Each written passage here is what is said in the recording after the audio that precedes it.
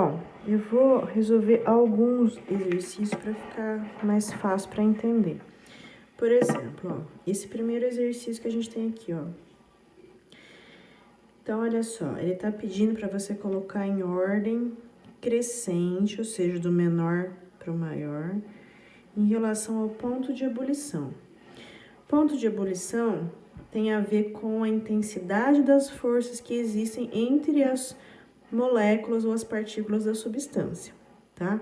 Então, se eu tenho várias moléculas de uma mesma substância, eu preciso entender que tipo de interação vai ter entre essas moléculas, que pode ser dipolo induzido, se for moléculas apolares.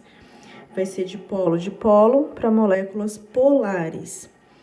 Vai ser ligação de hidrogênio se existir a possibilidade do hidrogênio se ligar ao FON, lembra? Flúor, oxigênio e nitrogênio.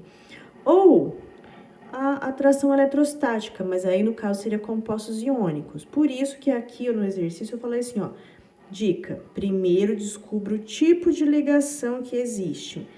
Se for iônica, você já sabe que é a mais forte, tá? Se for covalente, você vai ter que descobrir o que? A polaridade. Então, para esse exercício, a gente vai ter que entender o seguinte, ó. Primeira coisa que eu vou ter que descobrir, tipo de ligação, tá? Ligação, não é interação, não é força intermolecular, não. É ligação, que vai ser iônica ou covalente, tá? Se for iônica, vai ser o maior ponto de fusão ou ebulição que tiver, certo? Se for covalente, você ainda precisa resolver se a molécula é apolar, se a molécula é polar, ou se a molécula faz ligação de hidrogênio, que é o tal do FON, hidrogênio ligado a FON. Sendo que, se a molécula tiver, né, se for ligações covalentes, ou seja, se for molécula, a ordem é assim, ó. Tá? Esse daqui seria o menor ponto de ebulição, depois vem esse, por último vem esse daqui. Então, a primeira coisa é descobrir tipo de ligação. Descobriu? É covalente? Então, resolve o que? A polaridade.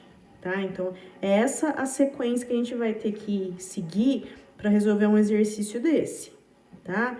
Então, se tiver tudo misturado, qual que seria a ordem de ponto de ebulição? Moléculas apolares, tá? Tem ponto de ebulição ou fusão menor que moléculas polares, menor do que ligação de hidrogênio, menor que compostos iônicos. É essa que é a ordem, tá? Crescente, quando ele pede crescente, tem que pôr esse sinalzinho aqui, tá? Lembra, a boquinha aberta pro maior, tá? Bom,